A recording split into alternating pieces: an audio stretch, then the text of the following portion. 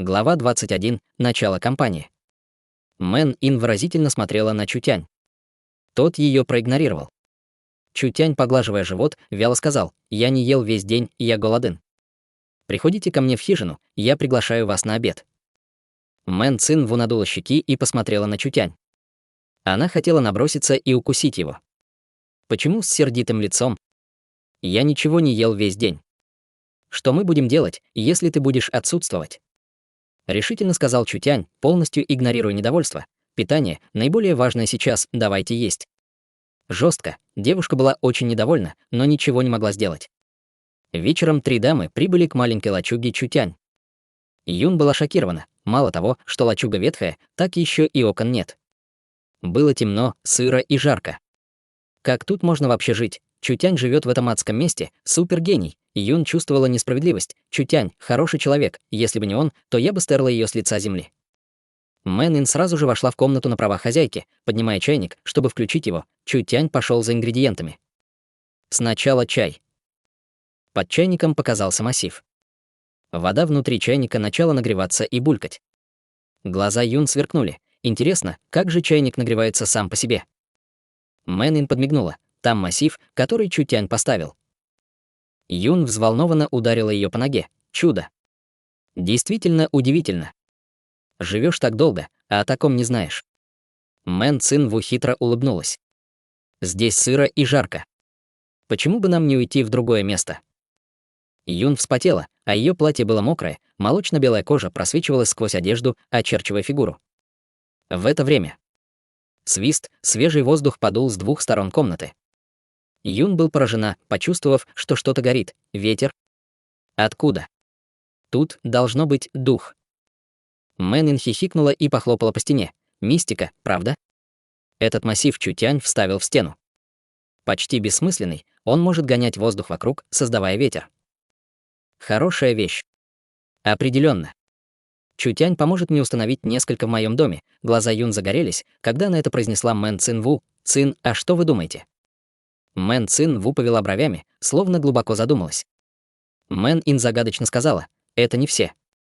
Я покажу вам кое-что еще лучше». Юн была очень любопытной, немедленно захлопав в ладоши. «В самом деле?» «Быстрее тогда. Я хочу увидеть. Быстро покажите мне». Лачуга загорелась, все стало ярким. Девушки застыли на месте, раскрыв рты так, что там бы поместилось яблоко. Юн медленно пробормотала: Это чудо. Маленькие стеклянные штуки, которые светятся. Чудо, право, Мэн Ин была очень довольна собой. Позвольте мне объяснить, это называется электрической лампочкой. Юн почесала голову. Электрическая лампочка? Какое странное слово. Я никогда не слышала об этом. Голос Мэн Цин Ву задрожал. Это Чутянь изобрел, не так ли? Конечно, это изобретение Чутянь. Несколько различных массивов взаимодействуют друг с другом при включении питания. Результат — свет. Настоящий гений, воистину гений. Как мог обычный человек придумать такое? Чутянь вошел, неся с собой большую кучу ингредиентов. Огненная свинина, мясо аллигатора, 100-летний корень лотоса, красное облако перца, 3 янь-фрукта, белый женьшень. Большая часть была мясом, а остальное — дорогие травы. Мэн Ин немедленно вскочила, надувая щеки, сказала: «Где мои стейки из говядины?» «Что это?» «Стейк. Это низкий класс». Чутянь взял кастрюлю, которая имела волшебный массив. «Просто смотрите, как я сделаю жаркое». Как жаркое? Мэн Ин и Юн были в ступоре. Чутянь разогрел масло в кастрюле вместе с нефтью из тела магического животного. Спустя время масло стало издавать сильный аромат. После этого свинину разрезали и добавили в кастрюлю. Волшебный массив прямо на глазах превратил сырое мясо в ароматное жаркое. Плита прекратила испускать этот соблазнительный аромат, около 20 минут прошло. Жареная свинина, слегка обжаренный корень лотоса, мясо аллигатора в соевом соусе — все готово. Никто в мире не мог приготовить ничего подобного. Чутянь взял большое количество трав и серебряной рыбы. «Я сделаю рыбный суп, а вы, девочки, ешьте. Позвольте мне попробовать в первую очередь». Мэн Ин быстро схватила палочки для еды, выбрала несколько кусочков огненной свинины и положила их в рот. Оба ее щеки зардели, будучи очень очаровательным зрелищем. Она прожевала несколько раз и сделала перерыв. Затем она продолжала жевать все быстрее и быстрее. Ее глаза светились ярко, ее лицо покраснело, она произнесла счастливо: такой аромат, так нежно. Так вкусно. Это действительно фантастика. Сестра, быстро попробуй. Мэн Цин Ву осторожно попробовала кусок черного корня лотоса. Это был очень дорогой ингредиент, используемый для приготовления мазей и микстур. Очень пикантно. Чуть ли свой язык не проглатываешь, невероятно. Травы можно употреблять в пищу как овощи, Юн съела кусочек мяса аллигатора. Мясо было очень вкусное. Энергия, которая защищала мясо зверя, исчезла, превратив мясо в съедобное. Но качество мяса зверя намного превосходит обычное мясо, не было никакой необходимости даже упоминать питательные вещества. Просто невероятно, если животное мясо и травы могут быть использованы, то можно получить гораздо больше витаминов, этот способ приготовления пищи может вызвать спрос на рынке. Как таблетки, а на материке не было способов приготовления мяса зверя. Но все великие державы требуют от своих учеников съедать определенное количество трав и мяса каждый день, чтобы улучшить свои силы. Но приготовление очень утомительно, потому как требует много тепла. Приготовление мяса зверя невозможно даже профи. Это касается вкуса, то оно жесткое и грубое. Поэтому и не рассматривалось как пища, без сомнения. Такой простой, эффективный и быстрый способ приготовления имеет огромный потенциал. Большие деньги, Мэн Ин поняла это, а она наконец-то поняла, Мэн Ин заглянула в Чутянь. Тот делал суп. Тепло было в ее сердце. Несмотря на то, что он был сорвиголовой, хамом и циником на поверхности, он был на самом деле очень добрым. Он понимал ее тайные сигналы. Скорее всего, он решил быть более прямолинейным. «Я признаю, что ты умный», он был очень доволен, на этот раз я не стану с вами спорить, когда Чутянь, обливаясь потом, принес ухи. Все 3 тары для еды были пусты. Горячий перец был съеден Мэн Ин. 3 красавицы только что закончили трапезу, все они были очень довольны. Их тонкие, длинные, бледные ноги оказались еще более нежными и соблазнительными под освещением. Чутянь был ошеломлен. «Чёрт, что я буду есть?» Юн сказала, «Вы можете винить только себя. Спешите принести рыбный суп. А то сестра до сих пор не наелась. Руки прочь. Это моё. Перестань говорить глупости». Там было по крайней мере 5 различных трав. Травы не только внесли огромный вклад в вкус супа, но и значительно увеличили питательную ценность. Чутянь использовал таблетки, чтобы увеличить свою магическую силу 3-го ранга, но совершенства не достиг. Укрепление организма таблетками было не так эффективно без вспомогательных средств вроде пищи. Красавицам было все равно на него. Их интересовал суп. Нангунь питала большие надежды на будущее. Это, безусловно, имеет светлое будущее. Цин Ву, облако уже мертво. Лучше продай его и начни с нами новый. Мэн Цин Ву поставила цели. Да, это чудо, но мы не знаем много. Чутянь, вы можете дать нам состав? Как только Мэн Ин увидела, что ее сестра проявила интерес, она сразу же стала агрессивной с Чутянь. Сестра вас попросила. Чутянь выпил немного супа и начал объяснять. Использование магии для кулинарного искусства является безопасным, удобным и быстрым методом. В основе методики особая кулинарная. Она безопасна. Почти нет побочных эффектов. Мэн Цин Ву была в недоумении. Побочные эффекты?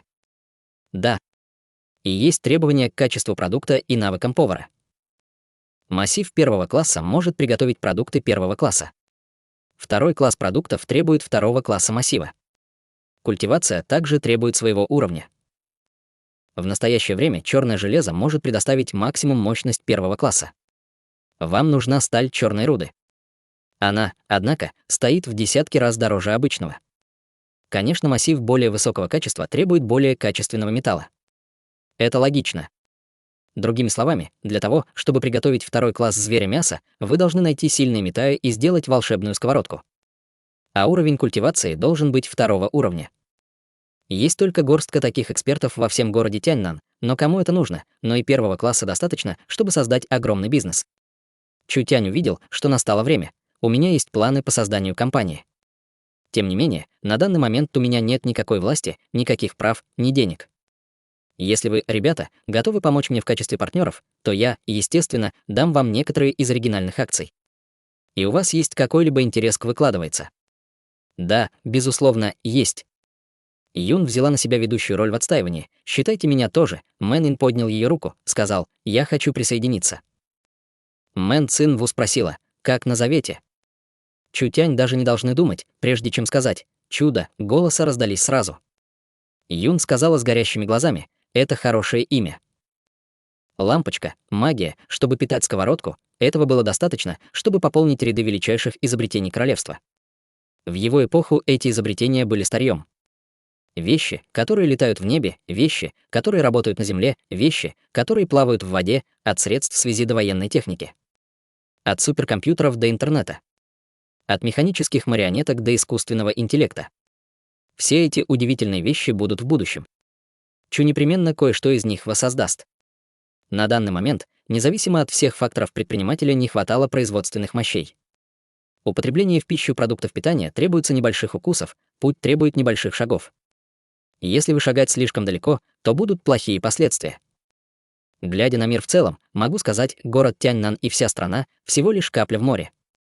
Чутянь излучал притягательную ауру, жизнь слишком скучна. Поэтому хочу быть сильнее, я хочу изменить этот мир по кусочкам. Айда со мной. Мэн Цинву, Мэн и Ни Юн вздрогнули. Потому что в тот момент Чутянь стал другим человеком. У него было доброе сердце, возможно ли это? Тем не менее, люди чувствовали, что их сердце пульсирует в ожидании и волнении. Да, жизнь так коротка, так почему бы не попробовать? Мечты обязательно сбываются.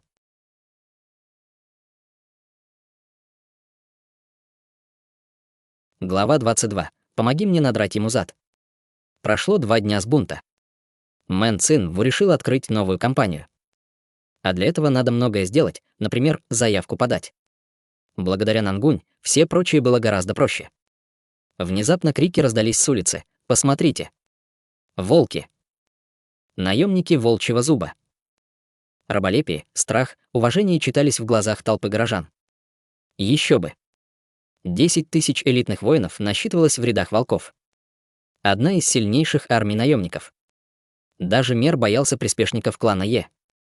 А более 100 грозных наемников тем временем вели огромные волков, коров и другие виды волшебных зверей. Каждый зверь вес что-то: красное вино, пиво, растительное масло, хлеб, муку и рис. Наемники раздавали это бесплатно горожанам. Каждому. Пожалуйста, не торопитесь. Каждый имеет долю, каждый имеет свою долю. Компания открывает филиал в городе Тяньнан. Я президент филиала Ехан. Все, пожалуйста, поддержите нас в будущем. После этого жители были в приподнятом настроении. Они не могли помочь, но петь достоинства и воспевать дифирамбы о волках еще как.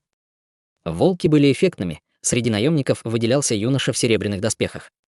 Взгляд его был властный, жестокий и высокомерный. Какая-то знать. Разве это не старший сын Ю Вейхан? Это наш знаменитый гений Тяньнан-Сити. Сюн я отправил его в главный город культивировать в прошлом году. Почему он здесь? Царство Нанси отделилось на 8 республик, среди которых было Срединное царство. Клан Е управлял им. А город Тяньнан был просто город в царстве. Сюн был старшим в семье Е. Он был отправлен в город Тяньнан 10 лет назад поддерживать и заботиться об имении городе. Из многих сыновей Сюн выделялись только 2 — Хан и Фэн. Поскольку Фэн имел большой талант в алхимии, он был отправлен под руководство. Ли Чан Юн.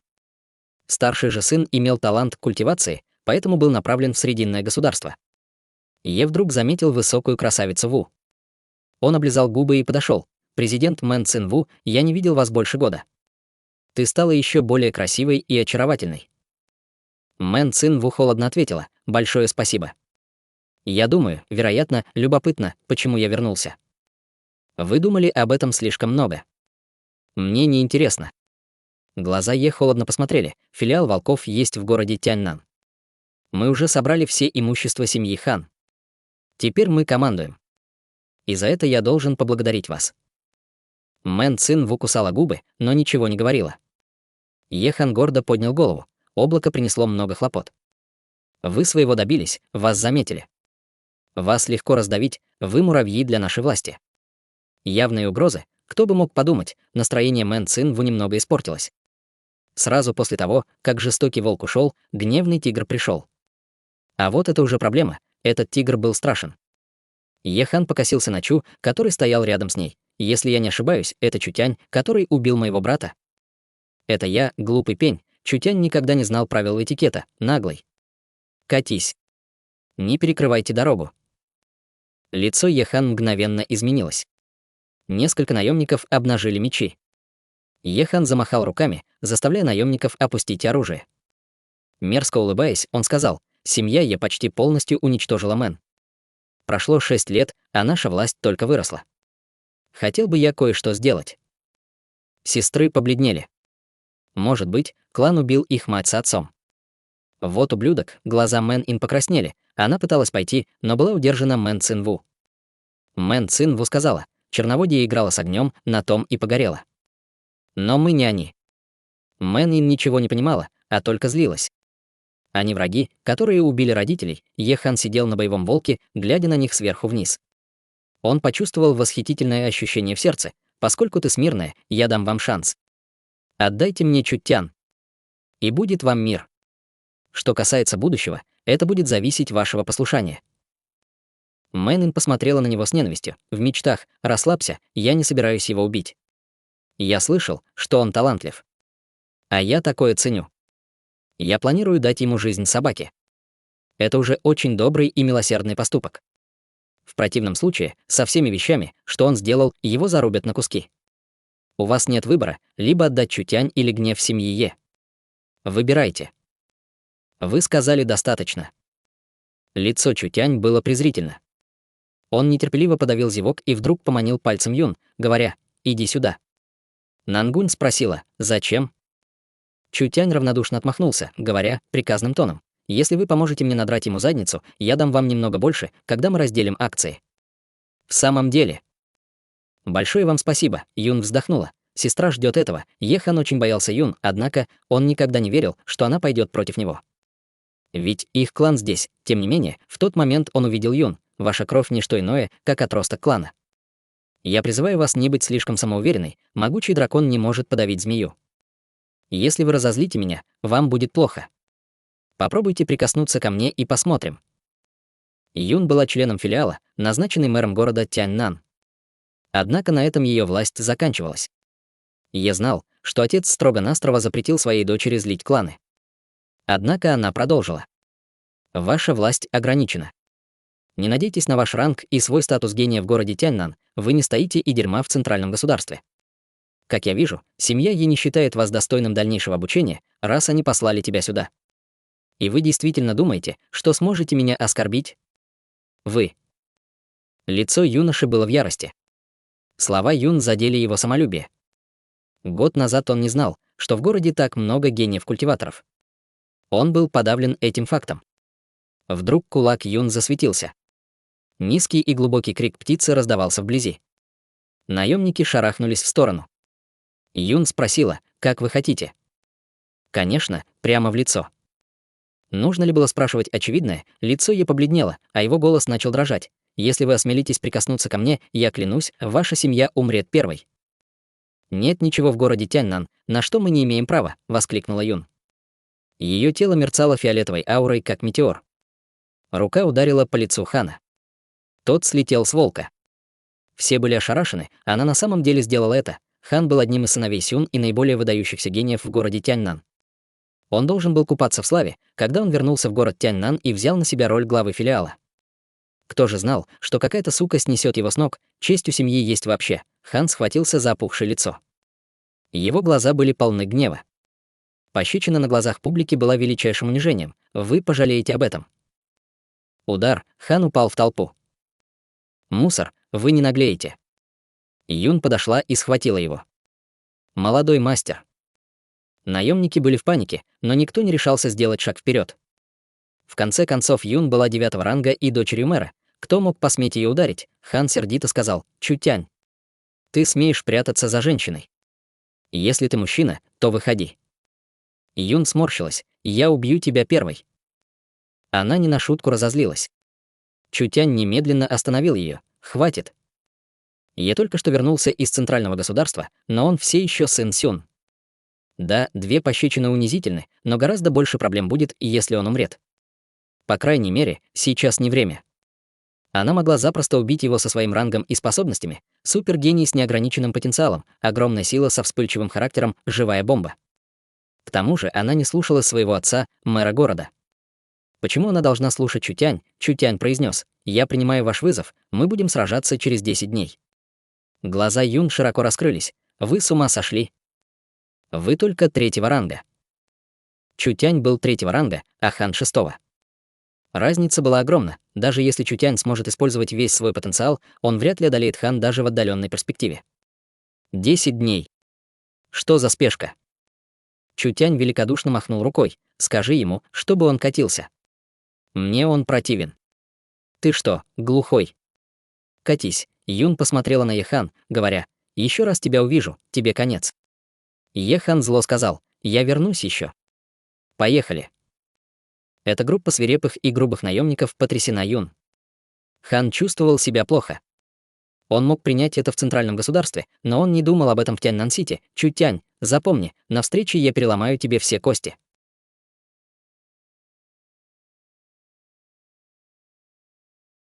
Глава 23. Навстречу опасности. Нежные щеки Мэн Ин покраснели от волнения. Если бы не люли вокруг, она бы уже не сдержалась. Потрясающе, так круто, сестра была слишком благоразумной и осторожной. Как вы могли бы унизить вашего заклятого врага? Чутянь не разочаровал меня. Мэн Цин Ву не разделяла эйфорию сестры. Ее брови немного сдвинулись, она беспокоилась. Оскорбить клан Е — не самое лучшее начало торговли. Но уже, впрочем, поздно. А что касается Чутянь с его вызовом? Он не хочет больше жить. Мэн Цин Ву поспешно сказала, встреча на высшем уровне города происходит 1 раз в год. Первоначально это было только для элиты, правительства, военные и бизнесмены. На встрече есть очень важное соревнование под названием «Гений конкуренции», где молодые гении соревнуются на арене. Все придают большое значение этому, так что это непростое дело. Мисс Нангунь заняла 1-е место в последнем соревновании, так что она должна знать больше. Юн кивнула головой, дополняя, и возраст участника не должен превышать 20 лет. Конкурс определяет распределение ресурсов, так что все основные семьи будут бороться тоже. Кроме того, никто не может помогать, поэтому не смотри на меня так. Хан не участвовал в конкурсе 2 года, чтобы избежать меня, и он не был в последнем, потому что отправился в центральное государство. На этот раз он определенно хочет выиграть.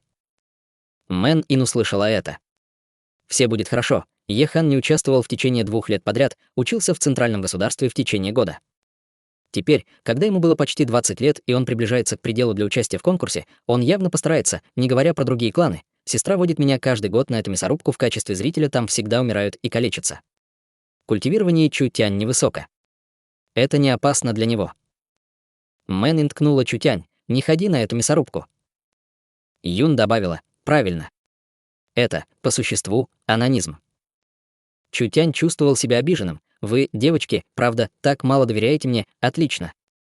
Я Чутянь, проживший 2 жизни. Сначала я просто пошутил, но теперь пойду точно. 3 женщины смотрели друг на друга беспомощно. Было очевидно, Чутянь уже решил, а они могли только вздыхать. Забудьте об этом, пусть идет и присоединится к веселью.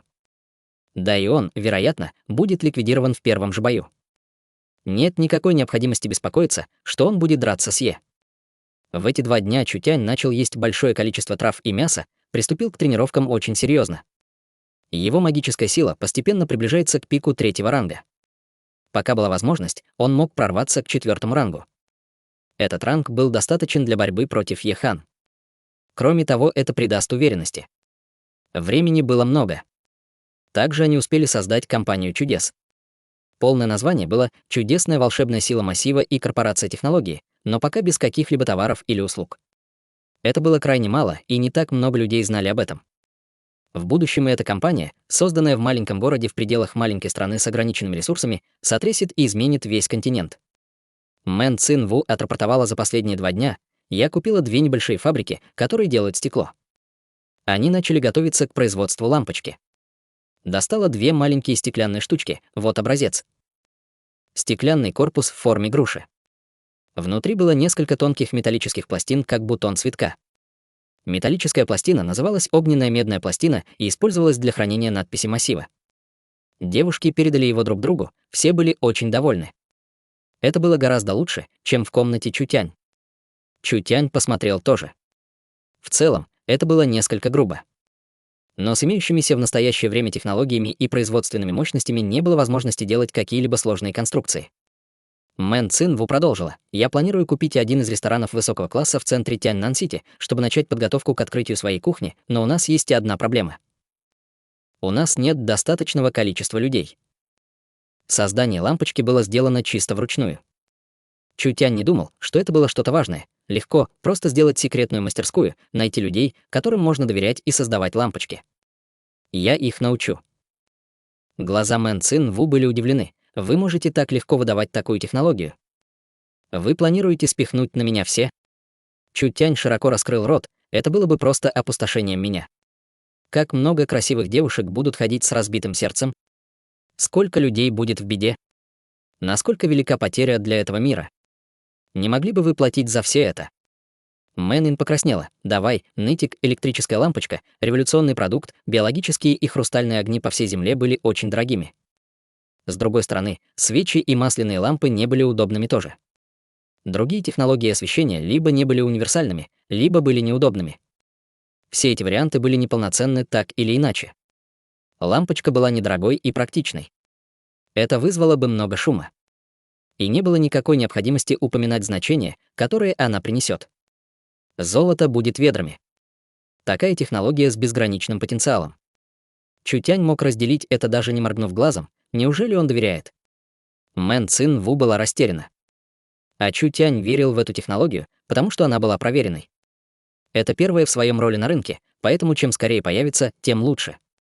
Также появился новый фармацевтический завод. Вначале, из-за проблем безопасности и конфиденциальности, завод должен был быть построен в пригородной зоне. Он жестко контролируется. Все люди и товары шли через секретные проходы и каналы. Таким образом, обеспечивалась конфиденциальность. Этот фармацевтический завод был скрыт. Теперь он превратился в секретную базу для производства ламп накаливания. Мэн Цин Ву тщательно подобрала с десяток рабочих, в то время как отправила туда 20 охранников их клана. Все эти люди не были родом из центрального государства, и они преданы семье Юн. Второй день. Чутянь лично отправился на завод, чтобы произвести осмотр. Производство было основано в сельской местности. Снаружи охраняли наемники, а внутри было несколько десятков доверенных сотрудников. Это было очень безопасное место. Чутянь дал план массива. Тут же был создан первый производственный блок. Чутянь этого он поехал с Мэн Ин обратно в город. Мэн Ин сидела в кибитке. Ее лицо смотрело в будущее. На следующий день компания будет официально создана. Она создаст ажиотаж во всем городе Тяньнан. С нетерпением жду этого. Чутянь думал. Сильное предчувствие опасности, это острое чувство спасало Чутянь бесчисленное количество раз. Чутянь был полностью уверен в этом смысле. Он резко вскочил в сторону Мэн Ин. Два тела были заключены в крепкие объятия, упав на пол. Молодое и гибкое тело Мэн Ин чувствовало себя задавленным. Мэн Ин было страшно стыдно Чутянь. Ее лицо сразу побагровело, ее сердце бешено забилось. Чутянь. Он, возможно, думает, что делать со мной. Пав, 3 ледяные стрелы пронзили повозку, Мэн Ин вдруг осознала истину. Ее лицо побледнело. Кто-то хочет убить нас. Кто бы это мог быть? Не было времени на раздумье. Пав, еще один шквал стрел внутри, стрелы были заполнены сильной магической силой, легко прокалывали толщиной древесину. Чутянь закрыл рот Мэн Ин и стал думать о расположении противника. С восточного направления. По крайней мере, 7 или 8 человек, Чутянь подтолкнул Мэн Ин к окну вагона. 2 человека вылетели из экипажа. Мэн Ин посмотрела назад, кучер был проткнут бесчисленными стрелами. Он уже встретился с трагической смертью. Лошадь же вздрогнула и понесла тележку в большое дерево. Вся телега перевернулась и рухнула на землю. Около 10 человек, одетых в черное, внезапно вышли из высокой травы. Число людей было больше, чем он ожидал. Чутянь потащил Мэн Ин, вопя. Там, в лес впереди, быстро спрятаться в нем, черные люди возникли, двигались очень быстро. Они были явно 6-го ранга. Например, Мэн Шань был не более 7-го. Это определенно группа обученных убийц. Это место было в 2,5 километрах от Тяньнан-Сити. Каждый день здесь шли военные подразделения, патрулирующих зону для борьбы с магическими зверями. Область также была полна заведений города, лесопильни, каменоломни, фермы. Несмотря на то, что это все в сельской местности, это была безопасная зона. Чу не думал, что как только он отправится в поездку, он попадет в засаду. У Чу не было выбора, кроме как уйти в лес с Мэн Ин. Это было крайне рискованно, безопасные районы и опасные районы за пределами города Тяньнан четко разделялись. Потому что волшебные звери имели очень сильное чувство территории, это могло нарушить все. Они живы. Среднего возраста человек с зловещим и безжалостным выражением холодно сказал: «В погоню. Взять живыми. Я лично убью его». Черные убийцы убрали луки. Убийцы были похожи на дюжину стрел в бегу. Мэн Ин чувствовала их приближение. Она стиснула зубы. «Я задержу их. Беги. Вы должны прекратить дразнить меня». Да и любой из них может моментально вас прикончить. Чутянь был весьма тронут, поэтому он горько улыбнулся и сказал: «Хватит шутить, нет». Мэн Ин вытащила светло-красную таблетку. Ее маленькое лицо показало решительное выражение. «Если я ем таблетку, я буду в состоянии остановить их на некоторое время». Это пилюля. Зачем? Она дорога мне как память. Чутянь был действительно взволнован, это дает ему надежду. Он почти обнял и поцеловал Мэн Ин. «Да, ты мой спаситель, дай мне». Чутянь схватил таблетку и проглотил. И горячее чувство пошло по его телу. Небольшое покалывание. Все быстрее и быстрее, мгновенно делая его сильнее в несколько раз. Пройдет время, прежде чем таблетка вступит в силу. Чутянь взял Мэн Ин. Он слегка пнул землю, выпустив всплеск магической силы, мгновенно продвигая его на десятки метров. Его тело было светлым, как ласточка. Фантомные шаги. Эта техника не была передовой, но была наиболее подходящим в нынешних условиях. Эта техника значительно улучшала скорость движения, а также способности Чутянь, он мог продвигаться вперед даже в лесу в быстром темпе. А лицо наемника показало удивленное выражение. «Я вижу призраков». Как быстро. Быстрее, схватить его любой ценой. Мэн Ин могла чувствовать эффект таблетки в объятиях Чутяня. Она почувствовала, как тепло, поступающее от тела Чутянь, проходило каждую вену и артерию. Она не могла не беспокоиться. Это таблетки, которые сильно повышают культивирование, должны вызвать много боли. Она ничего не могла сделать, но держалась за Чутяня крепко, взять на себя его боли. Эффект таблетки достиг своего пика, Чу дошел до пика 5-го ранга, это был предел таблетки. Кроме того, эффект не мог продолжаться долго. Как только эффект пройдет, наступит оцепенение и упадок сил. Нет, было недостаточно, чтобы сбежать, Чутянь решительно сказал: «Им нужен я. А я втянул тебя в это». Мэн Ин смотрела на лицо Чутянь. Ее взгляд не выявил страха.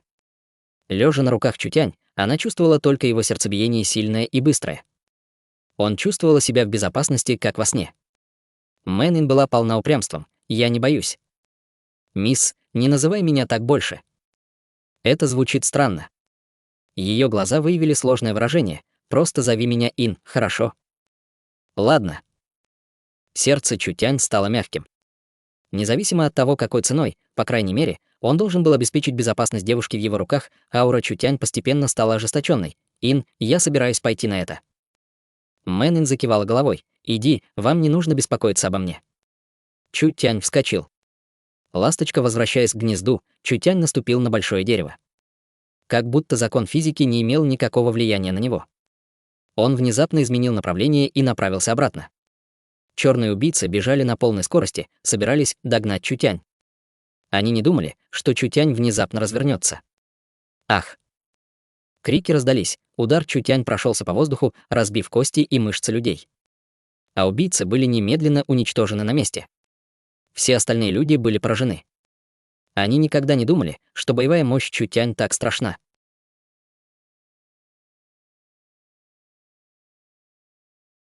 Глава 24. Ты уже мертв. Когда Мэн Ин увидела зловещее лицо мужчины, она сразу же узнала его и, яростно глядя на него, закричала: «Так что это был ты». Это верно, Хан Сон. После того, как Черноводье было уничтожено, а Хань сбежали через секретный проход, он потратил огромное количество денег, чтобы нанять группу убийц, тайно жаждя отомстить. А зловещие глаза Хан сверлили округу: «Мальчишка, мой, девка, твоя. У меня есть только одна просьба: замучайте. Пусть страдает». Черные люди, ухмыльнувшись, согласились. «Расслабьтесь, такого рода вещи — часть нашей профессии. Мы, безусловно, обещаем». Видя это, маленькое лицо Мэн Ин побледнело. У нее был яд с собой, так что даже если она попадет в плен, то ее не тронут. Люди в черном были на 6-м уровне, Хан Сун даже достиг 7-го уровня. Человек, который использовал таблетки для увеличения культивирования, не получал опыта и навыков боя. Кроме того, Чутянь был только на пике 5-го уровня. А эти люди были так обучены, что даже нормальные культиваторы не могли соперничать, могли ли они выиграть. Разрыв между силой сторон была слишком большой, сердце Хан Сон хотело мести. Ха, вы попали в мои руки так быстро. Вы думали, что с помощью медицины сможете победить нас? Я не успокоюсь, пока не разрублю тебя на 1000 кусков, Чутянь не сказал ни слова. Эффект таблетки был коротким, и каждая секунда была дорога. Его ноги яростно оттолкнулись от земли, как метеор. Глупый старик. Этот парень сошел с ума, на самом деле ищет смерти нарочно. Вы, ребята, отойдите в сторону. Я позабочусь об этом лично. Хан Сун культивировал в течение половины своей жизни и считался экспертом в городе Тяньнан, так что у него не было никакого страха перед Чу, который еще не прошел период полового созревания. Намереваясь отомстить, он сердито заревев. А его кулак засветился. Вся его рука источала слабый металлический блеск в сторону Чутянь, ухмыляясь все время. Это был тип боевых искусств Ян. Золотой и алмазный кулак — это было, как будто Хан Сун мысленно уже сломал кости Чу, готовьтесь умереть. Чутянь уже вошел в состояние гиперфокуса. Все замедлилось с момента, когда Хан Сун собрал силу в руках и сознании. Он мог либо атаковать, либо умереть. После того, как был использован алмазный кулак, руки стали деревянными, а сила увеличилась, наступательные и оборонительные боевые искусства. Слишком медленно. Волшебная сила исходила из всех пор на теле Чутянь, течет вокруг него.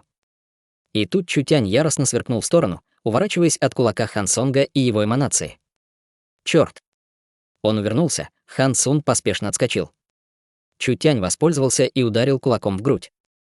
В одно мгновение одежда Хан была разорвана в клочья, а взрыв послал его в полет его на большое дерево. Бесчисленные листья падали вниз, и огромное дерево сломалось в щепки. Хан Сун был сбит Чутянь в один ход, все были в шоке, это было логично, что человек, который был временно культивацию, не был опытен. Даже если он на самом деле имел власть пика 5-го уровня, он был не смог такого, просто зло, этот гений был даже страшней, чем Юн. Если он не избавится от него сегодня, то шанса больше не будет. Хан Сун стер кровь в уголке рта и начал, ухмыляясь безобразно. Ваша техника довольно хороша, скорость очень большая, но ваша сила слишком слаба, ты не можешь победить меня. Независимо от вашей силы и храбрости, вы не сможете. Быстрый и яростный кулак Чутянь не мог нарушить защитную магическую силу 7-го ранга культиватора. Несмотря на это, Хань был в опасности. Хан Сон холодно сказал: «У вас было хорошее будущее, но действовали опрометчиво, борясь за семью Мэн.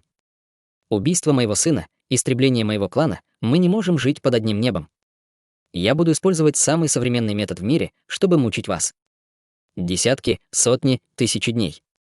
Ты будешь умолять меня о смерти. Ты пожалеешь, что вошел в этот мир. Ты слишком много говоришь». Чутянь усмехнулся, говоря сузим тоном, подчеркивая каждое слово, но уже мертв.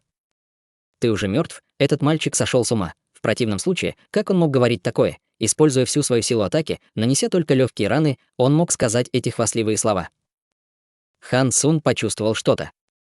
Внезапно его глаза расширились и стали совершенно круглыми, как неведомый ему массив был отпечатан на его груди.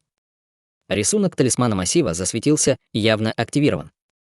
Из красных линий на его груди сошел огненный талисман. Как? Нехорошо. У него не было времени, потому что он вдруг услышал холодный голос Чутянь «использовать». Ужасная смерть прозвучала в сердце Хан Сон. Нет. Массив взорвался. Бушующее пламя пошло столбом вверх, сжигая Хан как лист бумаги. Чу использовал отвлекающий маневр на континенте, было много вспомогательных профессий. Мастера рун, алхимики и оружейники, все в одной области и производстве. Мастера рун также входили и в боевые искусства. Самый известный мастер рун в городе Тяньнан Чжан Ли Цин. А Чу за пару дней сделал лишь пару талисманов для себя для использования в особых ситуациях. Талисманы Чутянь лично содержали гораздо больше энергии, чем обычные. Даже при силе 5-го уровня детонация этого было достаточно, чтобы избавиться от Хань с одного удара. Хан Сун упал на землю. Вся его грудь была изорвана. Покрытый горящим пламенем, он сердито выл, пытаясь подняться. Но даже культиватор пробуждения умер бы. Я не хочу. Ему стало грустно. Почему он был так ненасытен? Почему он пошел против семьи Мэн?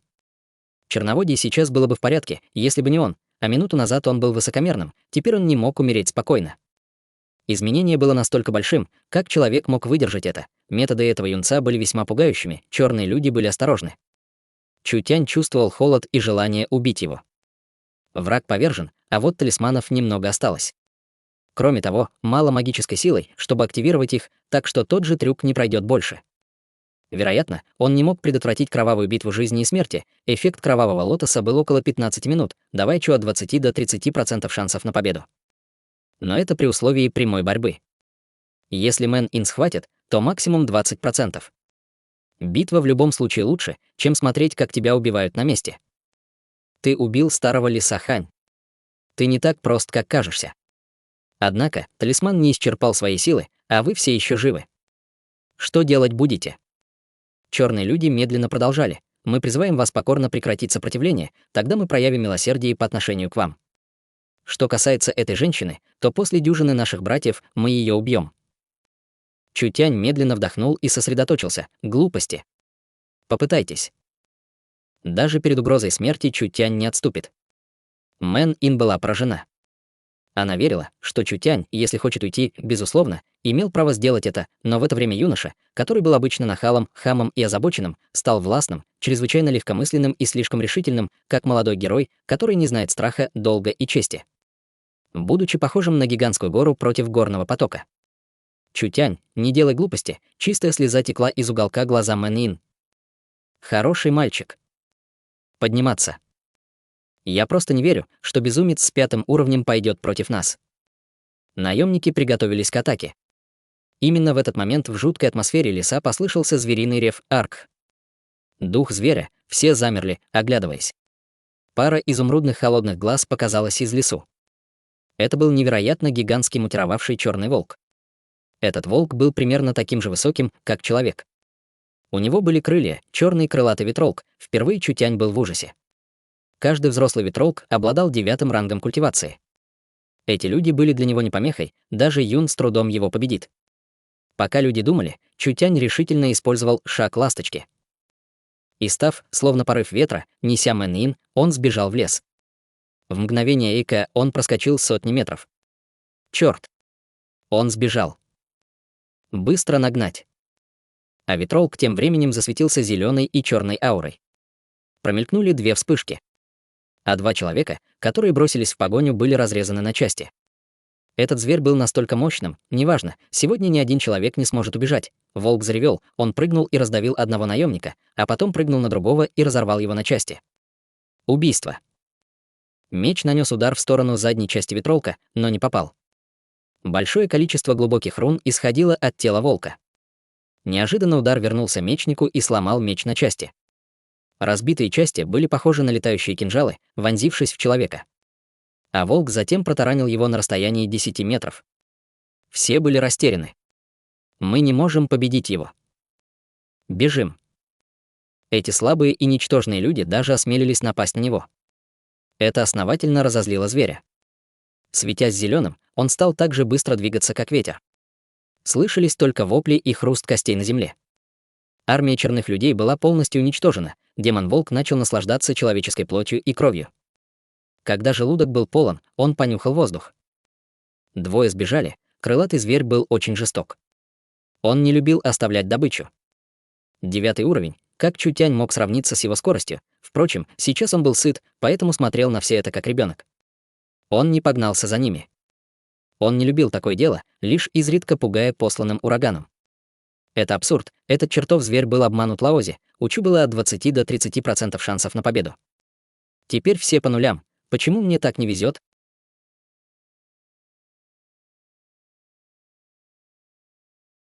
Глава 25. 9 смертей, 1 жизнь. Эффект кровавого лотоса пропал. Волна усталости прокатилась по телу Чутянь. Он чуть не упал в обморок. Арк. Ветролк потерял терпение, с диким ревом он начал светиться зеленой магией. Затем, как пружина, он прыгнул вперед, источая волны ужаса. Дерьмо, мы не можем остановиться сейчас. Чутянь чувствовал нечеловеческую боль всему телу, которая огнем исходила от его тела. Он был опустошен. Каждая его клетка была опустошена и требовала отдыха.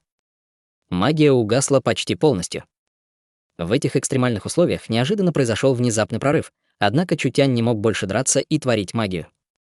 А зверю была совершенно неважна разница между рангами силы. Тут хотелось жить. Прямо перед Чу было огромное озеро, которое преграда раскинулась в 20 метрах. Недалеко была пещера. Невозможно было перепрыгнуть озеро, а времени на обход не было.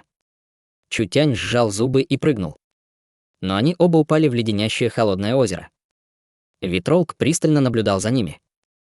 Рассердившись, он приготовился к смертельному выстрелу магии. Но вдруг из пещеры послышалось громкое шипение, какое-то существо было разбужено, Витролк прекратил наступление, отступая шаг за шагом. Он выгнул спину, показывая свои зубы, рычал. Его зеленые глаза были прикованы к пещере. Огромный алый питон в 15 метров длиной медленно выполз. Красивые узоры его тела, кроваво-красные чешуйки яркие и нежные, сверкали на солнце, как если бы он был вырезан из рубина. Довершала это огромная голова питона с длинным черным рогом. Кровавый речной питон Чу замерз в озере, поэтому появление чудовища вызвало лишь смятение на его лице. Это был волшебный зверь, который мог превратиться в дракона наводнения. Обычные питоны не имеют рога. Появление рога — признак последующей мутации. Это существо сильно, как культиватор пробуждения, существо было больше и сильнее Витролка. Однако создание только недавно преобразилось. Поэтому обладало намного меньшей силой, чем пробуждение. Для двух слабых и маленьких людей, зажатыми между двумя опасными и злобными зверями, жизнь и смерть могли определиться в любой момент, разум Мэнин помутился, она закрыла глаза в отчаянии. Нам конец. Похоже, волк и питон нашли друг друга, они проигнорировали. Вместо этого они ревели и кричали друг на друга, чтобы продемонстрировать свою мощь, пламенную атмосферу вокруг них. Волшебные звери очень территориальными созданиями. Черный Витролк был очень слабым зверем. Только при употреблении в пищу зверей высшей магии они могли эволюционировать. Кровавый речной питон — гордый и вспыльчивый тип существ. Когда Витролк вторгся на его территорию, он впал в ярость. Чутянь воспрял. Если два зверя пойдут друг против друга, возможно, у них есть небольшой шанс на выживание. Проблема заключалась в том, что волшебные звери не были безмозглыми. При такой небольшой разнице между их боевыми силами никто не имел абсолютную уверенность в победе. Если ничего удивительного не произойдет, Витролк определенно отступит. Это не могло случиться, бежать, сидеть и ждать смерти не стоили того, Чутянь вдруг активировал водный талисман. Питона окружил столб воды. Чутянь, конечно, не надеялся ранить его, а скорее, чтобы отвлечь. Мощность талисмана была достаточной, чтобы остановить его. Малейшее вмешательство или ошибка будут стоить жизни, Чутянь намеренно ввел в заблуждение зверей. Витролк нападет на создание воды и начнется бой. А они тем временем смогут сбежать. Конечно, опасность была очень большой. Что делать, если Витролк не нападет? А если он не успеет? А если они умрут первыми от питона? Да, это была авантюра, но Чутянь выбрал ее, из последних сил он погрузился в воду. Ах! Чутянь! Мэнин поспешно бросилась в воду, чтобы вытащить его. Питон был сильно возмущен. Он поднял тело высоко, готовясь атаковать магией, превращаясь в вспышку красной молнии, которая будет стрелять в направлении двух человек. Они были на волоске. Взрыв — это напал зверь. Он оставил 2 глубокие раны в теле змеи. Черный Витролк прыгнул и взлетел, целившись в змею. Гигант сердито заревел, освободился и выстрелил 3 красными молниями волка. Волк увернулся от всех атак, кроме последней. Выстрел попал в крыло, заставив зверя планировать вниз. Змея яростно нырнула к нему. Звери столкнулись друг с другом, эта битва была взрывоопасной. Там, где они прошлись, были глубокие ямы и целые траншеи вперемешку с травой. Мэнин воспользовались этой возможностью, чтобы вытащить Чу на берег, скрываясь за огромным маховым валуном. Она перевернула его на живот и сделала искусственное дыхание. «Очнулся. Как ты?» Лицо Чу было бледным. Он махнул рукой, сказав: «Это просто побочные эффекты, ничего серьезного. Ты действительно настолько грозный и находчивый в такой опасный момент, спровоцировал их на борьбу друг с другом. Они будут биться еще долго. Ты спас нас». Мэнин была мокрой, а ее тонкое шелковое платье плотно прилипло к телу. Эти пышные груди, тонкая талия пчелы и красивое лицо. Чутянь горько улыбнулся. Это не так просто. Магические звери очень живучи. Выживание всегда было самым важным. Эволюция, размножение — эти вещи были вторичными. Взаимоуничтожение вряд ли возможно. Скорее всего, они сбегут в конце битвы друг от друга. Чутянь не забыл и усмехнулся. «Запомните, что вы живы благодаря мне. И я тот, кто не бросил или отказался от вас. Если мы достаточно удачливы и выживем, я не буду просить много. Вы можете дать пару миллионов, а также можете расплатиться натурой». Вот нахал. Мэнин сменила тему. Что мы должны делать? Надо уходить. Нет. Чутянь покачал головой и сказал, нет времени и очень далеко. Тогда что мы должны делать? Неужели мы умрем здесь? Чутянь указал в направлении с его стороны. Помоги мне дойти и не задавай лишних вопросов. Мэнин положила Чу себе на спину и пошла в лес. Это талисман паралича. Чутянь дал талисман в руки Мэнин. Как только черный ветролк попытается бежать, активируй талисман. Он будет бежать. Этот, безусловно, будет. Это территория крови питона, так что это нет никакого способа отступить. Волк не глуп, чтобы сражаться до смерти. Он отступит. Если мы хотим выжить, мы должны убить его. А это реально, Чутянь знает, Мэнин чувствовала себя немного неуверенно. Зверь действительно решил отступить. Он несколько раз выстрелил в змея и начал отходить. Теперь. Быстро. Талисман активирован. Зверь был быстрым. В первый момент он бросился в сторону, чтобы избежать удара, но он попал в его заднюю ногу. Бам! Змея обвелась вокруг волка. Тот, в свою очередь, вцепился в нее зубами. Пора. Спрятаться. Прошло около 5 или 6 минут, а звук прекратился.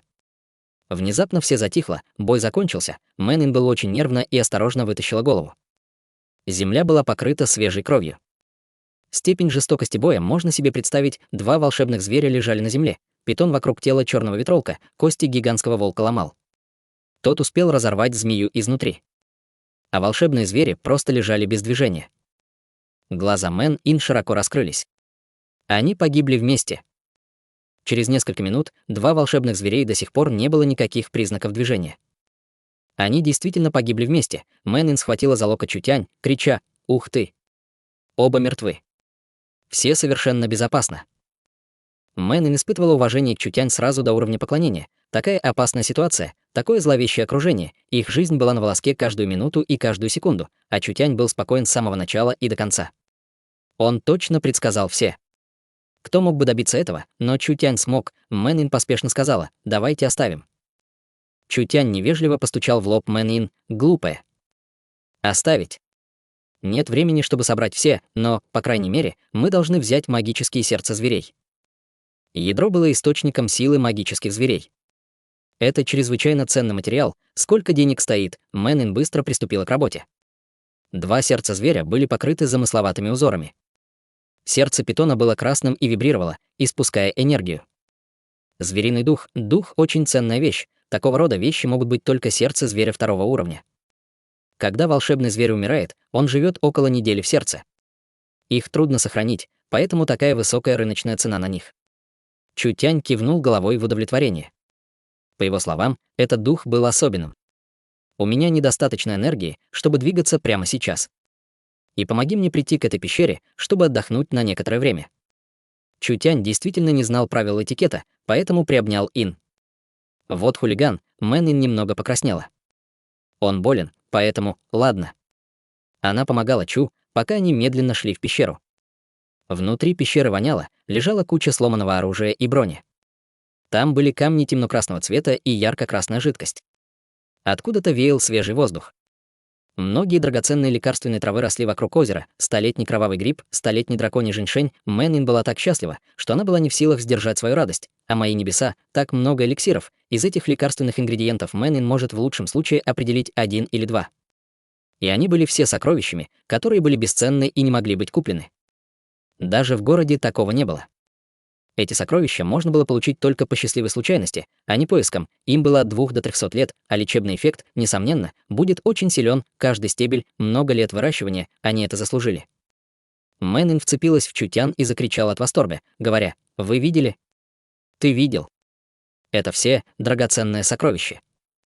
Чутянь закрыл глаза на эликсиры. Он шел шаг за шагом к пробуждению.